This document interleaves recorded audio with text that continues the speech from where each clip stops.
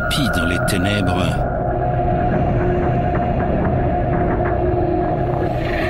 il prend des forces.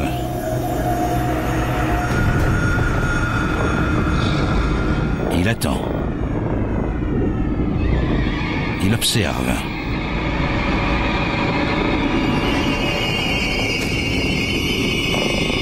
Il se développe.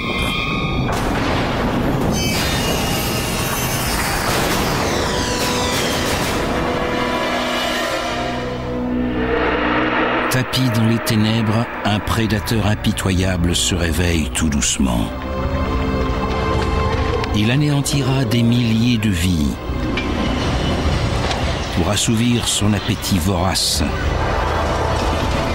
et se bâtir un empire sur les cadavres de ses victimes.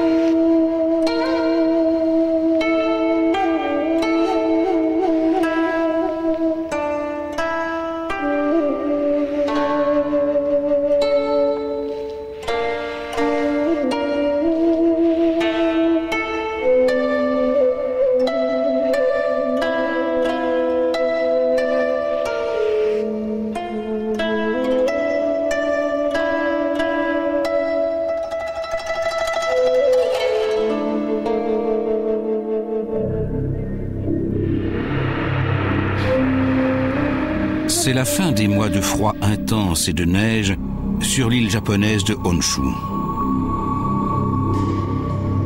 La saison douce revient enfin.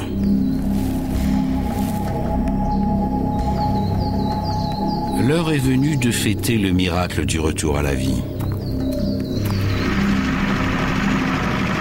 Tout ici semble serein, paisible, sans danger.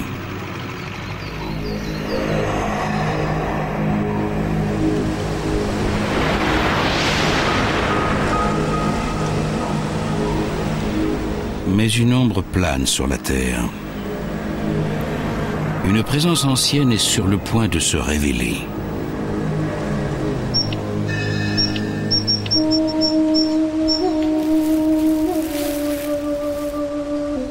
Elle vient des entrailles de la terre.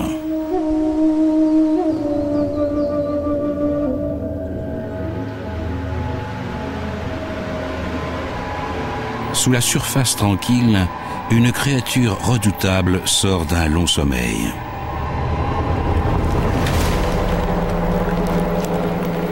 Géante parmi les insectes, elle porte en elle les futurs soldats d'une immense et terrifiante armée.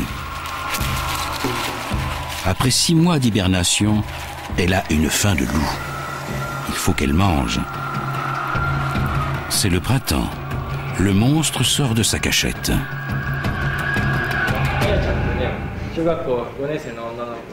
Pour le docteur Masato Ono de l'université Tamagawa, le frelon géant japonais est une véritable passion. Spécialiste incontesté du plus grand frelon du monde, Masato en est également le plus ardent défenseur. Il consacre sa vie à la plus venimeuse des guêpes, une impitoyable machine à tuer avec une envergure de près de 8 cm. Pour Masato, c'est un insecte magnifique. Mais son étrange histoire d'amour a commencé dans la douleur à l'âge de 12 ans. Quand j'étais jeune, j'ai trouvé un gros nid de frelons et j'ai essayé de le prendre. À ce moment-là, les frelons m'ont attaqué rageusement. Mais au lieu de me faire peur, ça m'a donné encore plus envie de les étudier. Et depuis, les frelons n'ont cessé de me fasciner.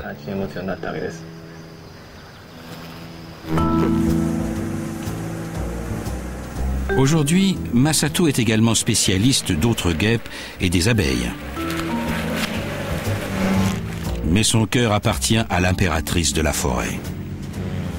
Avec ses 5 cm de long, son impressionnante corpulence et son venin redoutable, le frelon géant femelle impose le respect. Jamais je n'oublierai les piqûres du frelon géant. La douleur était insoutenable, comme si on m'avait enfoncé un clou chauffé à blanc dans la jambe.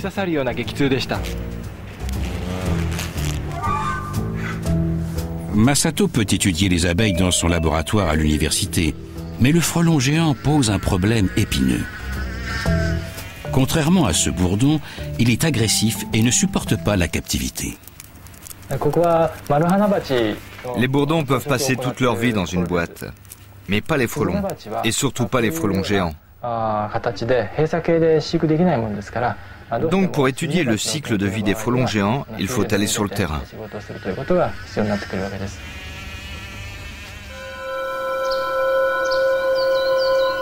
Sur le terrain, une force émerge qui conduira au massacre de milliers de victimes.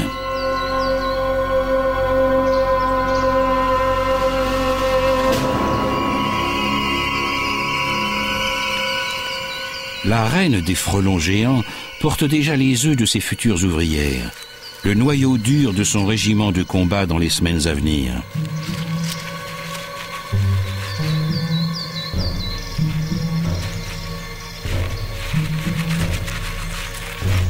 Avant même que le nid ait atteint sa capacité de combat maximale, elle enverra plus d'1 millier de tueurs à l'assaut des bois environnants.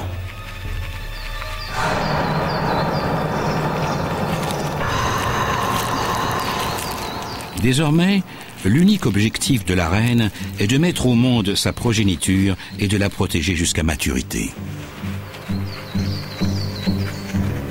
Elle se battra jusqu'à la mort pour la défendre.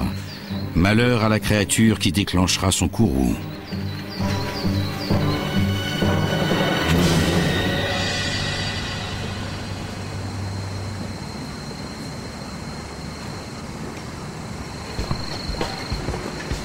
Parmi les rares entomologistes qui s'intéressent aux frelons géants, encore plus rares sont ceux prêts à aller à leur rencontre sur le terrain, car une seule piqûre peut s'avérer mortelle. Masato fait partie de cette poignée d'hommes qui ne craint pas d'aller au-devant du danger. En étudiant les substances chimiques que secrètent les frelons pour attirer et repousser leurs congénères, Masato espère sauver des vies, aussi bien chez les humains que chez les frelons.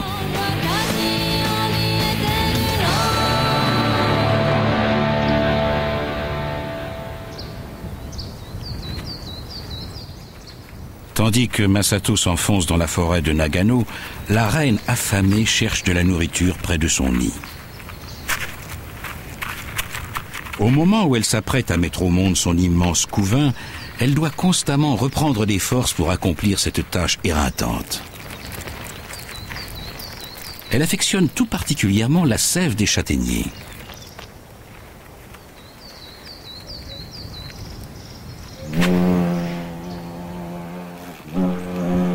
Les reines des frelons géants font leur nid dans diverses cavités souterraines.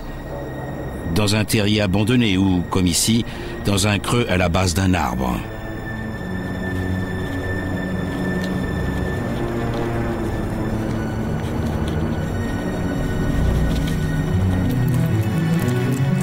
Cela fait maintenant plusieurs jours que la reine construit son nid. Pour les parois, elle détache de petits morceaux de bois qu'elle réduit en pâte collante en les mâchant. Lorsque la pâte sèche, elle se transforme en un papier léger et flexible. Idéal pour une pouponnière. D'ores et déjà, sa progéniture commence à se développer à l'intérieur du nid. Il faudra moins d'1 semaine pour que les œufs deviennent des larves. Et dès que ces dernières apparaissent, elles commencent à gratter les parois des alvéoles avec leurs mandibules acérées. Elles ont faim. Il leur faut de la nourriture. Le bruit incessant de leurs mandibules pousse la reine à tuer. Et dans ce domaine, elle excelle.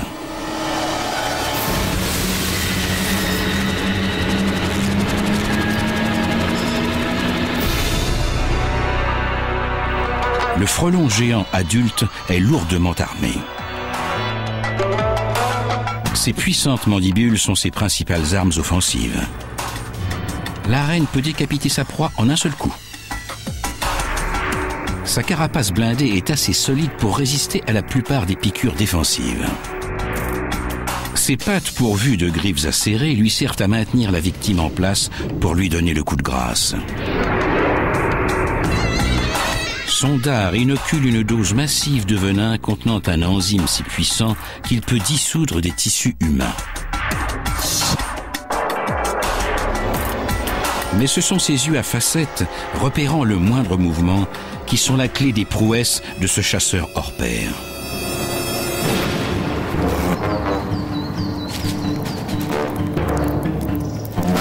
Aujourd'hui, la reine aura besoin de toutes ses armes et de toutes ses compétences.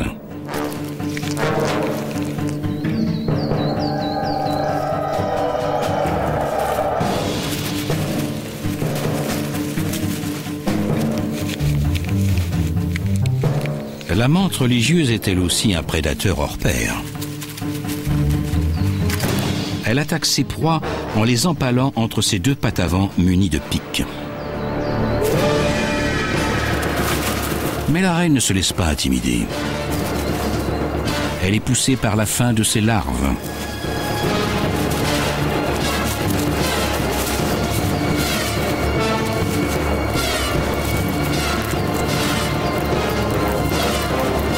Pour commencer, elle paralyse la menthe religieuse.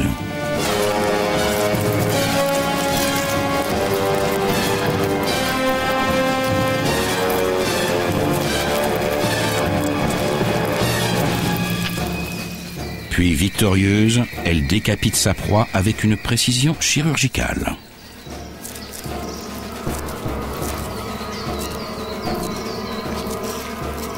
Après avoir sectionné les pattes, la reine mâchera la chair de la menthe religieuse pour la réduire en bouillie et la rapporter au nid.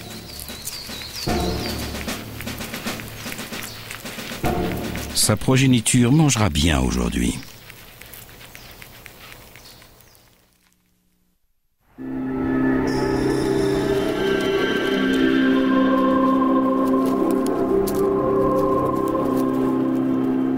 Tout ce qu'il reste désormais de la menthe religieuse, c'est une purée de chair que la reine donne à ses larves affamées. Elle-même ne peut pas manger sa proie. Les frelons adultes ne digèrent pas les protéines solides. Elle ne chasse que pour ses petits. Certains ne sont encore que des larves sans défense. D'autres sont devenus des nymphes et ont tissé un cocon pour se protéger, tandis qu'elles deviennent adultes. D'autres encore sont en train de venir au monde. Ce sont toutes des femelles, toutes des sœurs. Elles ne vivront qu'un mois, puis elles seront remplacées par de nouvelles ouvrières, puis par d'autres encore. Elles continueront à construire le nid, à veiller sur les larves et à chasser. Les nouvelles ouvrières lèchent et mordent leur mère pour l'identifier en tant que reine. Les jours passent et la colonie grandissante exige de plus en plus de chair.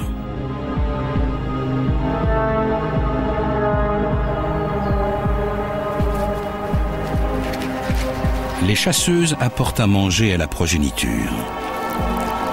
En échange, les larves fournissent aux adultes un cocktail plein d'énergie grâce à leur salive. Il s'agit d'un mélange d'acides aminés également appelé VAM. Des doses régulières de ce mélange donnent aux frelons géants l'énergie suffisante pour voler jusqu'à 100 km par jour à des vitesses de près de 40 km/h.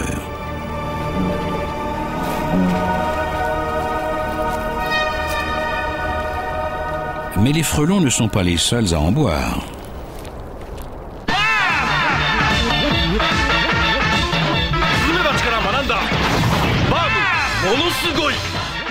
La marathonienne japonaise Naoko Takahashi, médaillée d'or aux Jeux Olympiques de Sydney, affirme que le VAM a contribué à sa victoire. C'est le docteur Takashi Abe qui a su exploiter la puissance du frelon géant et faire du VAM de synthèse la boisson des champions.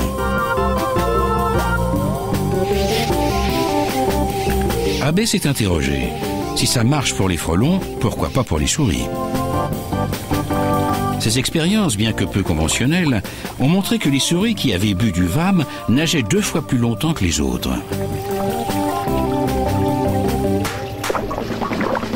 Abe s'est alors demandé si ça marche sur les souris, pourquoi pas sur les humains. Et c'est de cette recherche qu'est née la dernière boisson à la mode chez les sportifs japonais.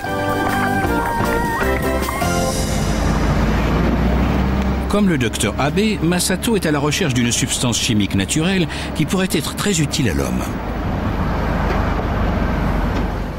Cette substance a elle aussi un lien avec le frelon.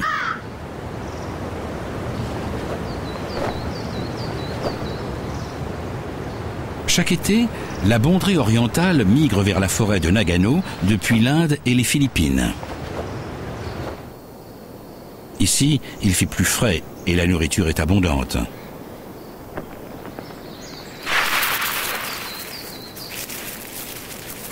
Les 2 parents nourrissent la nichée.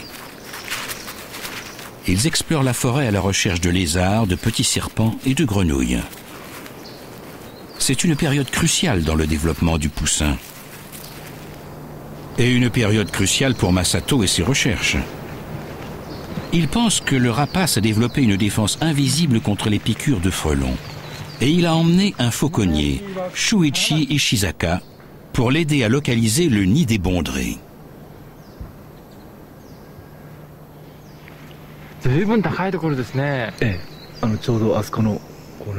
Il s'intéresse particulièrement à la remarquable méthode de chasse de la bonderie.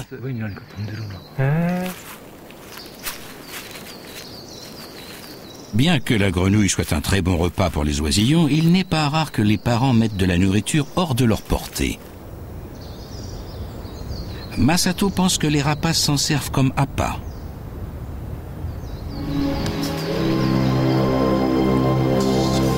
Voici un parent proche et un rival du frelon géant, le frelon Vespa similima.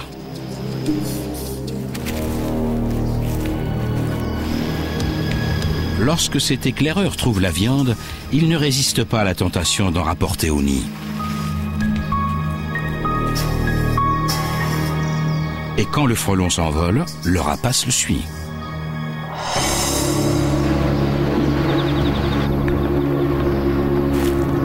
Son butin, un festin de larves de frelons riches en protéines.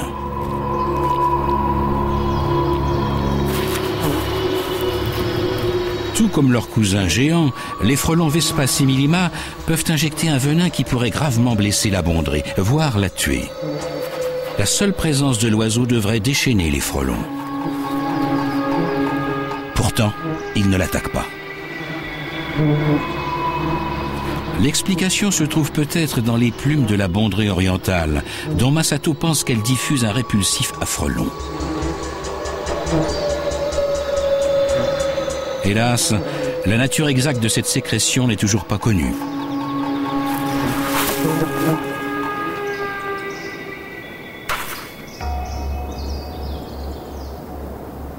Pour Masato, percer le mystère de l'immunité naturelle de la bonderie orientale est une étape cruciale dans sa recherche d'un répulsif à frelons géants. Si nous parvenons à reproduire la structure de cette odeur, il est fort possible qu'elle puisse être utilisée par les hommes aussi. Cela permettrait aux hommes de se protéger contre les piqûres. Ce n'est pas seulement intéressant, c'est aussi très important.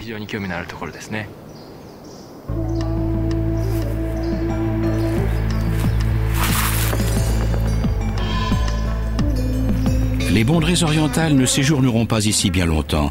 Il leur faut profiter de cette manne de protéines pendant qu'elles le peuvent.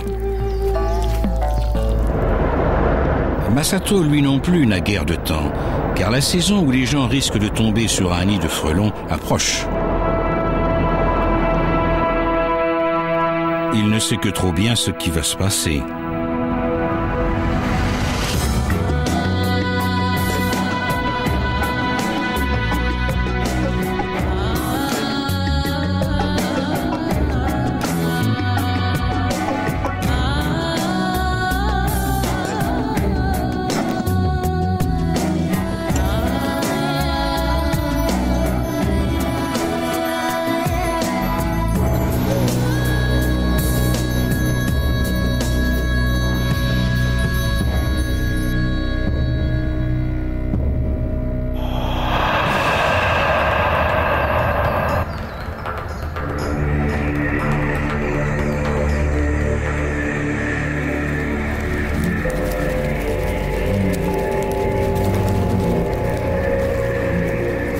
Nous sommes au cœur de l'été. Le nid est pratiquement méconnaissable. La structure, jusque-là très simple, est devenue un labyrinthe.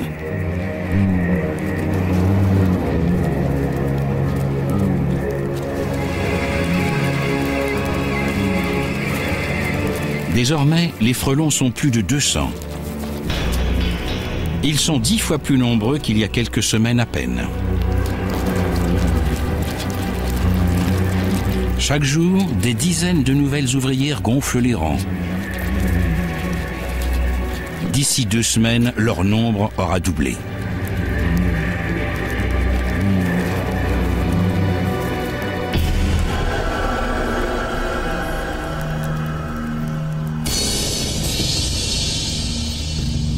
Le nid est désormais une machine puissante mue par une faim qui ne cesse de croître. La reine pond œuf après œuf dans les berceaux hexagonaux.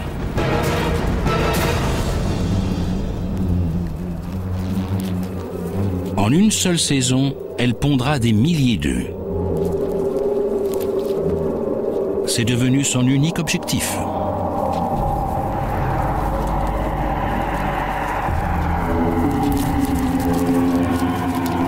Plus la reine a de petits, plus les adultes doivent chasser. La faim ne se calme jamais.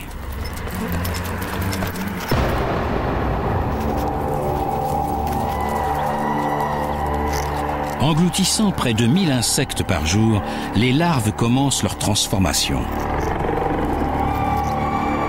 De l'œuf à la larve, puis à la nymphe et enfin à l'adulte.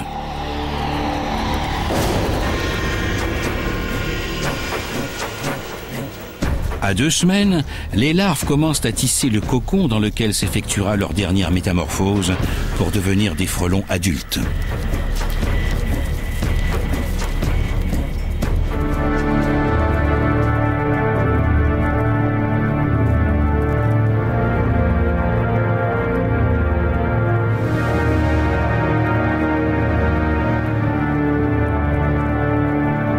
Un frelon a donné naissance à des centaines de frelons qui en ont engendré des milliers, tous animés par le même but, bâtir un empire. Une ombre avance sur la ville, une bête est en marche vers Nagano. L'heure approche.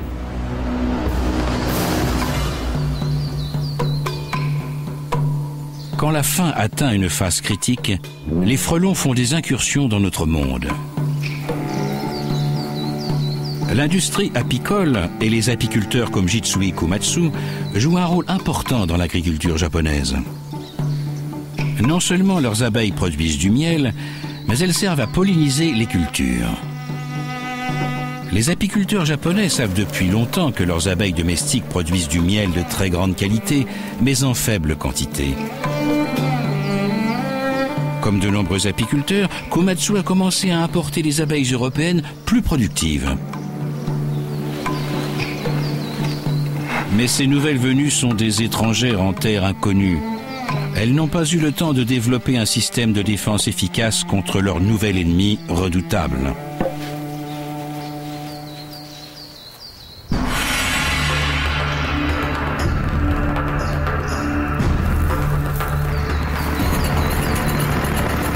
C'est la moisson sur l'île d'Honshu. Partout, les riziculteurs et les arboriculteurs sont dans les champs.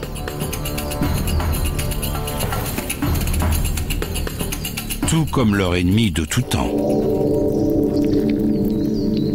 La confrontation est inévitable.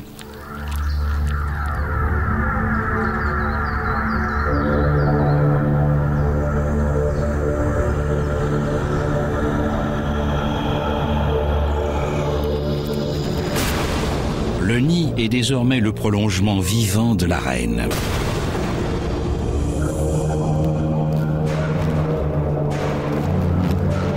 Gigantesque organisme qui palpite, il occupe un immense palais de plusieurs étages.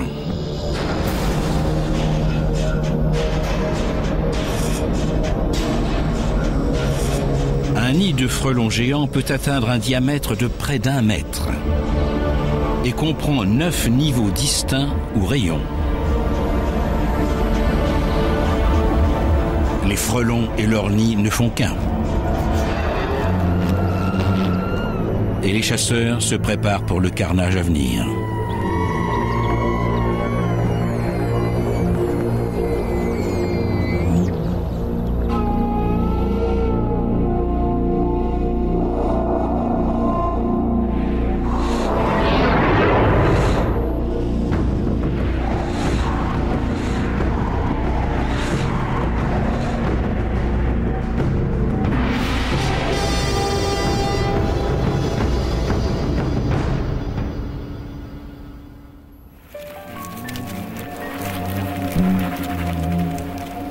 Alors que la colonie est en passe d'atteindre sa capacité maximale, les ouvrières partent à la recherche de nouvelles sources de protéines plus importantes.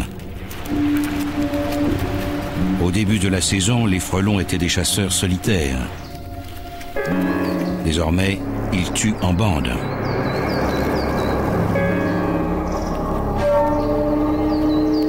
Aujourd'hui, leur cible est le frelon Vespa similima. Le nid abrite des milliers de vaillants soldats et autant de larves appétissantes. Lors d'un raid réussi, les frelons peuvent récolter entre 3 et 7 000 larves et nymphes.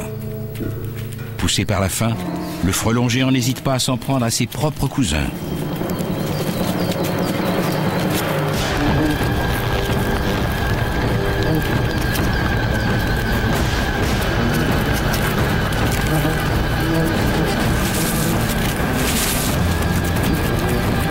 Ces frelons Vespa similima ne sont pas des proies faciles, mais les frelons géants sont tout simplement trop gros, trop forts et trop déterminés.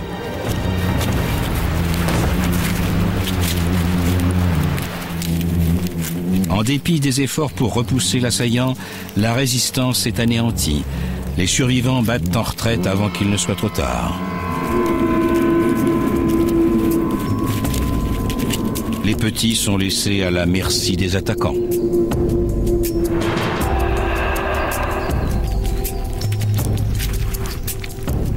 Ces derniers s'emparent de chaque larve, de chaque nymphe.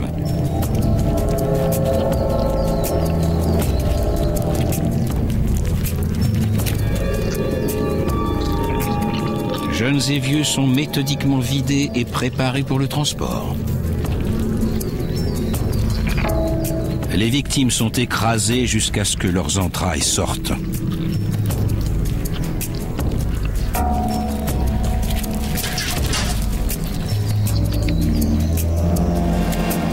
De quoi rapporter au nid un véritable festin. Une grande colonie de frelons géants comme celle-ci peut engloutir l'équivalent de 400 larves de frelons Vespa similima chaque jour. Si la plupart des gens considèrent les frelons géants comme des agresseurs voraces, Masato voit aussi en eux d'excellents parents. Les frelons géants nous paraissent impitoyables, mais ils font seulement ce qui est nécessaire à leur survie. Ce sont d'excellentes mères et de farouches protecteurs. C'est ce que les gens découvrent quand ils s'en approchent trop.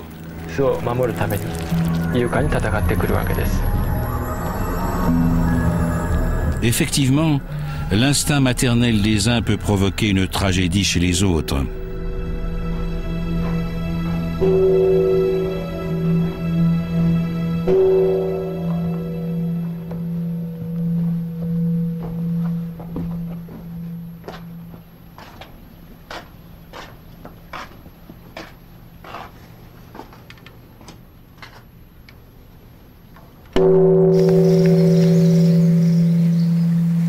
À 8 km de la petite ville de Towacho, Terumuto et son ami Kiyo Yamaguchi sont venus allumer de l'encens et déposer des présents sur un lieu qui est devenu sacré pour elles. Un lieu qu'elles n'oublieront jamais. Par une chaude matinée de septembre, Teru demande à son mari Koichi de s'occuper des mauvaises herbes près de la maison.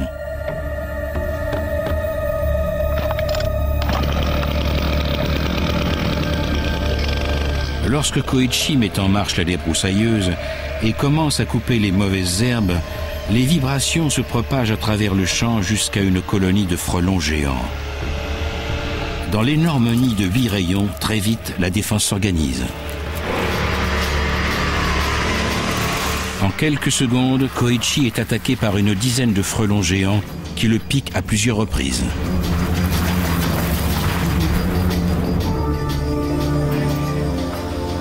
Teru est elle aussi piquée sur la clavicule. Oubliant ses propres piqûres, Koichi essaie de faire sortir le venin du cou de sa femme. Les symptômes sont apparus très vite. Ma gorge s'est serrée et je ne pouvais plus parler. Tandis que Teru court chercher de l'aide, son mari est assailli par les frelons géants. Piqué plus de 12 fois au visage et au cou, il perd connaissance. En quelques heures, le venin commence à dévorer les tissus du visage de Koichi. Au bout de plusieurs jours, il n'aura plus de visage du tout. Lorsque les secours arrivent enfin, il est déjà trop tard. Ça s'est passé très vite. Il est mort en 15 minutes. Il m'a sauvé la vie et il est mort.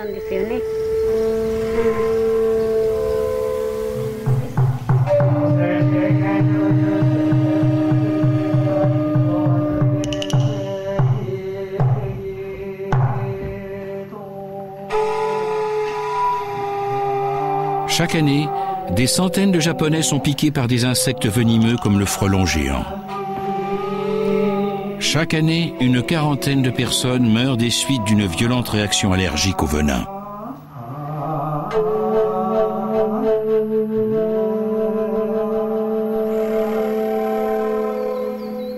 Masato est convaincu que la seule façon de gérer le problème est de comprendre le fonctionnement des frelons géants. Aussi, lorsqu'un incident survient, c'est souvent lui qu'on appelle. Aujourd'hui, il est sur la piste d'un nid de frelons géants dont les habitants voudraient être débarrassés. Pour le trouver, il s'est assuré le concours d'un spécialiste de longue date. Voici Monsieur Ogiso, qui est lui aussi chasseur de frelons.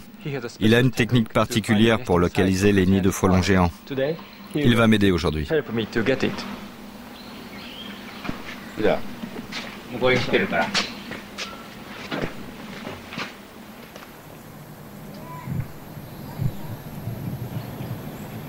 La méthode d'Ogiso consiste à transformer un frelon en traître involontaire.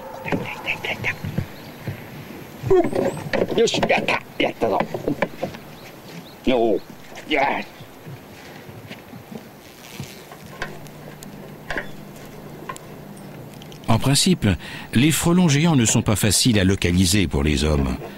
Mais le petit drapeau qu'il attache autour de l'abdomen de l'insecte devrait permettre aux 2 hommes de le suivre jusqu'au nid.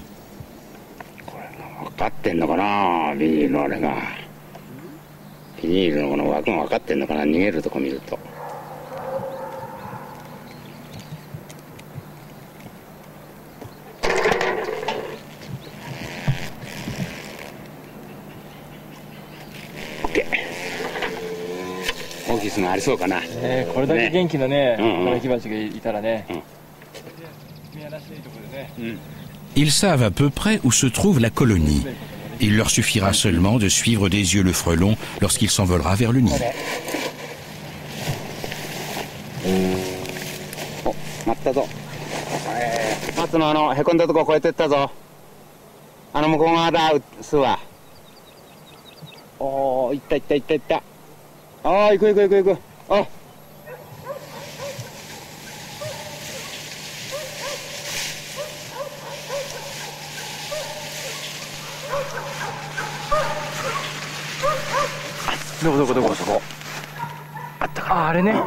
Le stratagème a fonctionné. Masato et Ogiso ont trouvé le nid.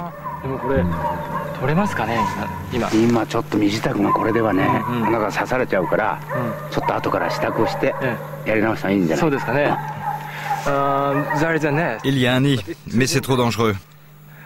Nous reviendrons ce soir. À ce stade, Masato Ono demande l'aide de 2 autres chasseurs de frelons, Masato Tamukai et Hidemitsu Ogawa. Les 3 hommes doivent préparer leur approche avec minutie. Enlever un nid de frelons géants peut s'avérer aussi dangereux que désamorcer une bombe. Ils savent que lorsque les frelons sentent le danger, ils attaquent en essaim. La nuit, la reine et la plupart de ses ouvrières sont à l'intérieur du nid. Et contrairement aux abeilles, les frelons peuvent piquer autant de fois qu'ils le veulent sans en souffrir. Masato et les autres doivent s'habiller pour la circonstance. Comme vous le savez, le frelon géant est très agressif. Si on ne mettait pas ces combinaisons spéciales, on se ferait piquer de nombreuses fois. C'est très douloureux et dangereux. Et même pour moi.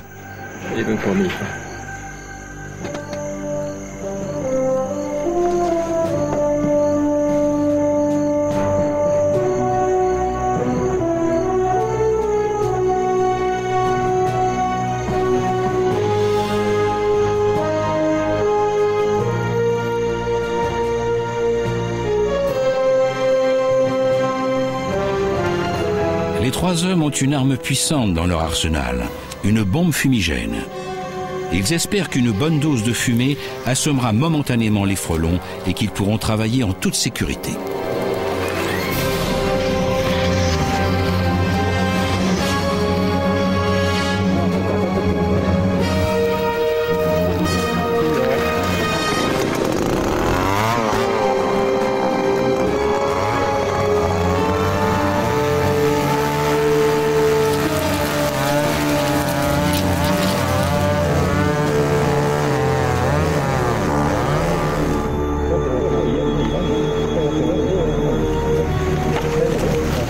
Ils mettent dans des sacs le plus de frelons possible avant qu'ils ne se réveillent. Bien que robustes, leur combinaison ne résisterait pas à des dards de plus de 6 mm.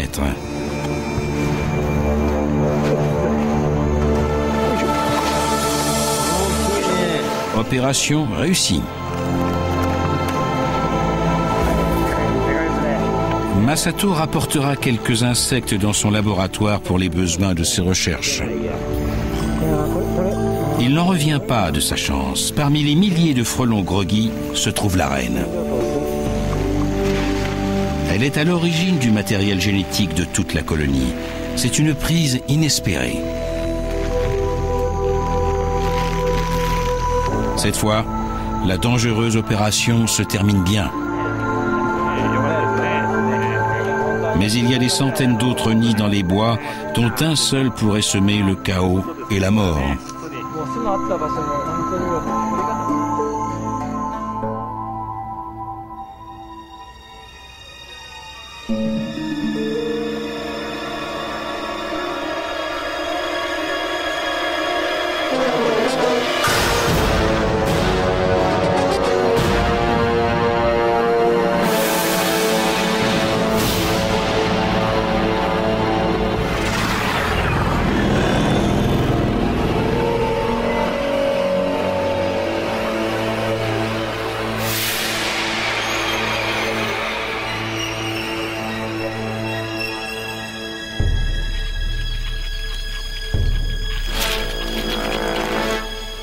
Il suffit qu'un seul éclaireur entreprenant trouve une colonie d'abeilles.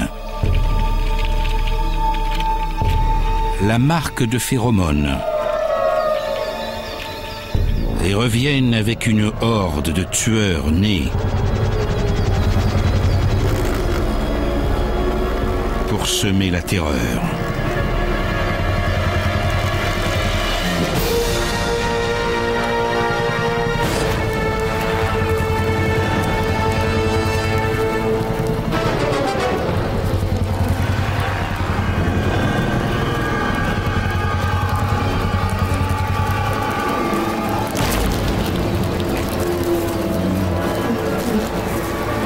Le frelon fait 5 fois la taille d'une abeille européenne. Les assiégées sont plus nombreuses que les frelons. Elles savent ce que veut l'ennemi et elles sont prêtes à mourir pour lui barrer la route.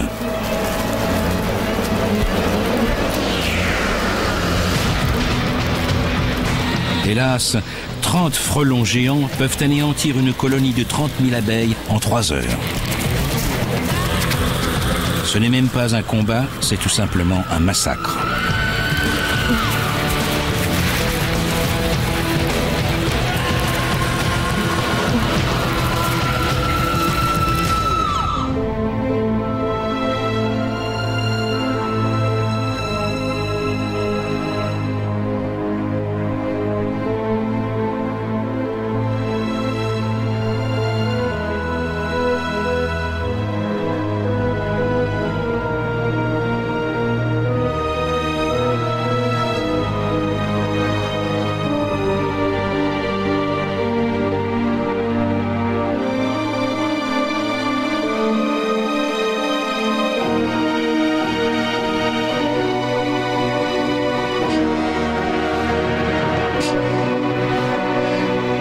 Les abeilles parviendront à tuer quelques-uns de leurs assaillants. Mais même lorsque leur dard pénètre l'épaisse armure du frelon, celui-ci continue à attaquer. Au bout d'une heure seulement, le sol est jonché de têtes et d'abdomens d'abeilles.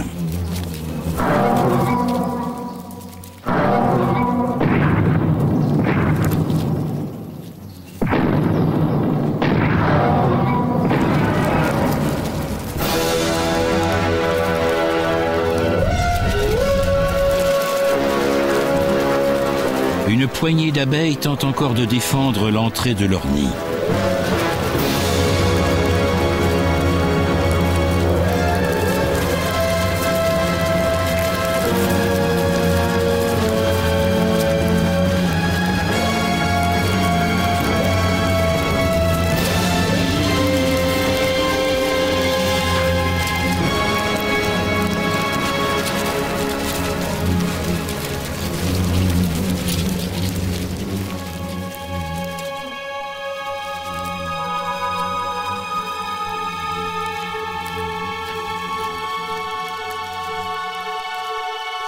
Toutes les abeilles, ou presque, sont maintenant mortes ou en train de mourir. Les frelons peuvent s'emparer de leur butin. Ils vont se repaître de miel, mais ce qui les intéresse surtout, ce sont les larves et les nymphes qui leur permettront de nourrir leur progéniture pendant des semaines.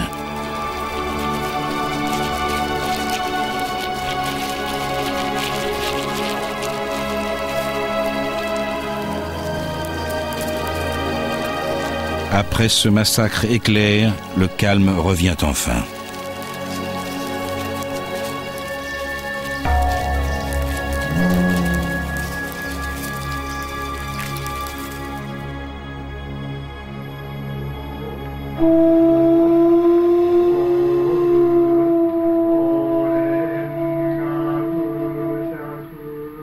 Dans un temple près de Nagano, l'apiculteur Komatsu a organisé une cérémonie funéraire pour rendre hommage aux abeilles tombées au combat.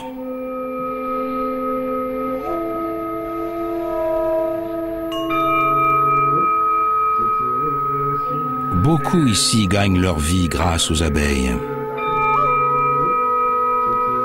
Les apiculteurs, les agriculteurs et les scientifiques leur doivent énormément.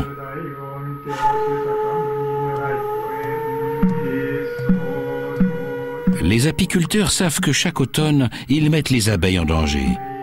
Ce sont eux, en effet, qui importent des abeilles européennes.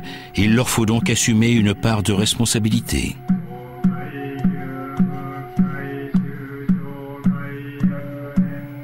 Chaque année, des millions d'abeilles sont tuées par les frelons géants.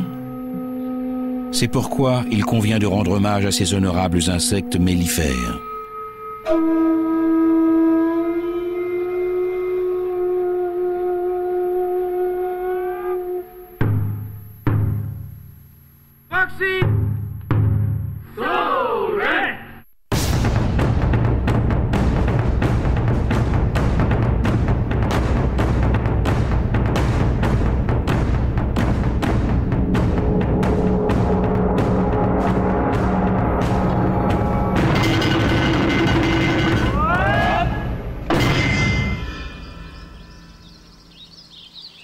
Dans l'équilibre délicat des pouvoirs, la vengeance a aussi sa place.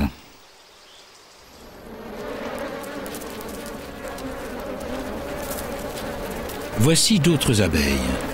Elles ont élu domicile dans un arbre creux.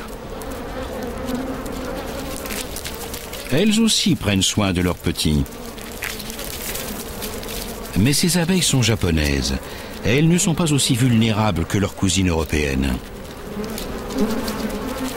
Elles ont développé une arme secrète contre le frelon géant.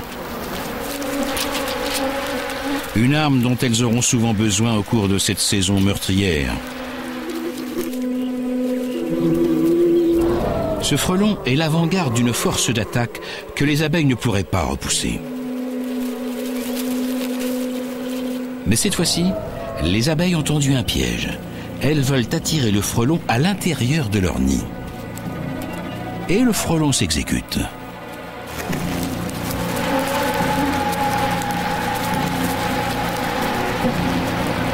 La mission de l'éclaireur est de marquer la ruche de phéromones qui permettront à ses congénères de la trouver. Mais les abeilles japonaises le savent très bien. En balançant leur abdomen, elles se communiquent leur stratégie.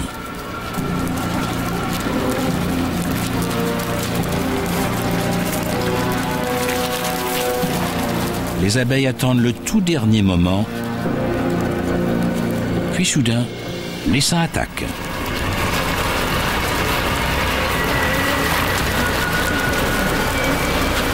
Le frelon est englouti par des centaines d'abeilles.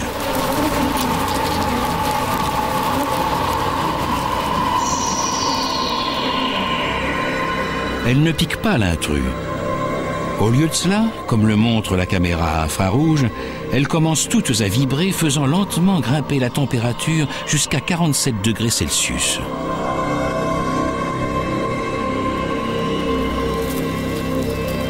Les abeilles japonaises peuvent supporter une température de 48 degrés. Le seuil de tolérance de leurs victimes, en revanche, est de 45 degrés. L'éclaireur frelon cuit peu à peu.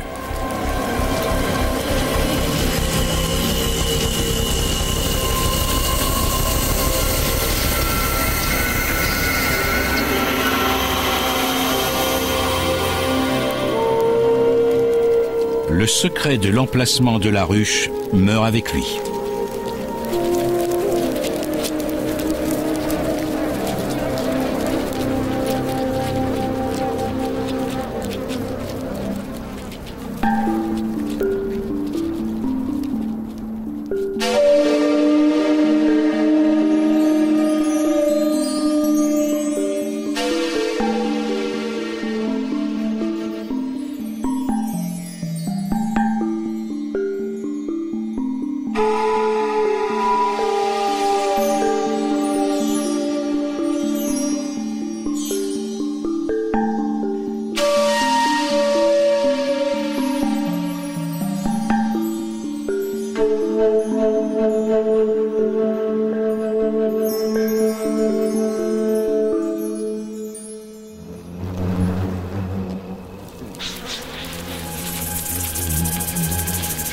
Tout comme la nature a limité la capacité du frelon à piller comme bon lui semble, elle a également limité la durée de vie de la reine et de son empire.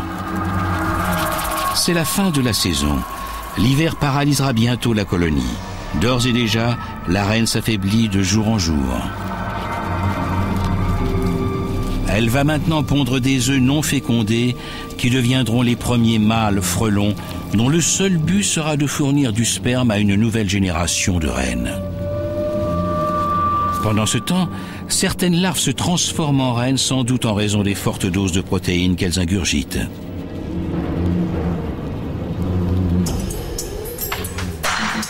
Les mâles ne resteront pas ici. Ils s'envoleront vers d'autres nids pour fertiliser leurs nouvelles reines. Les reines n'accepteront les mâles qu'en fin de matinée. Les mâles ne disposent que de quelques heures. Ils sont tous les bienvenus, mais en règle générale, un seul peut s'accoupler.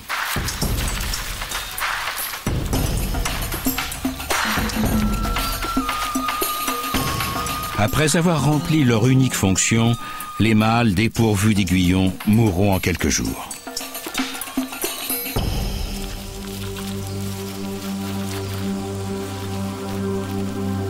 Les centaines de rennes fécondées doivent maintenant trouver un abri pour l'hiver et attendre le printemps.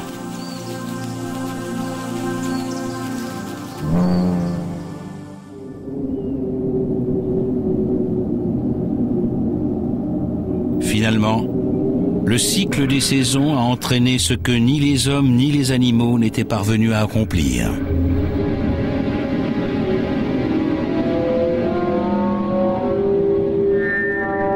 Lorsque ces sources de nourriture se sont taries, la colonie a fini par mourir de faim. La vieille reine est morte depuis longtemps.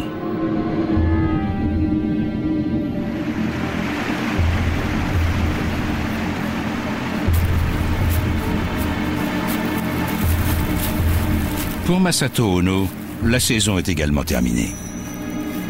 Il rentrera au laboratoire fort de ses expériences sur le terrain et continuera d'essayer de percer le mystère de l'un des plus remarquables prédateurs que la nature ait créé.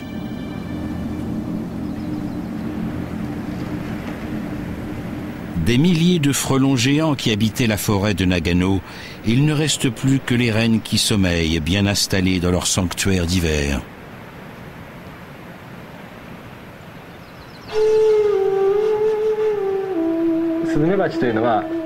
On considère souvent les frelons comme des insectes dangereux, mais ils peuvent se montrer très bienveillants aussi.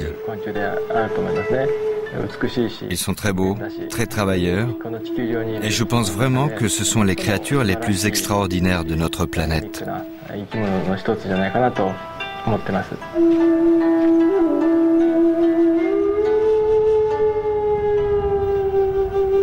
Dans la brume de l'aube hivernale, il ne reste plus une trace du massacre de l'automne.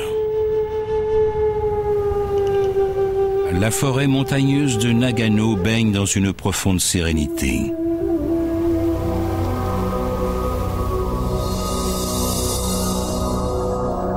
Pour l'instant.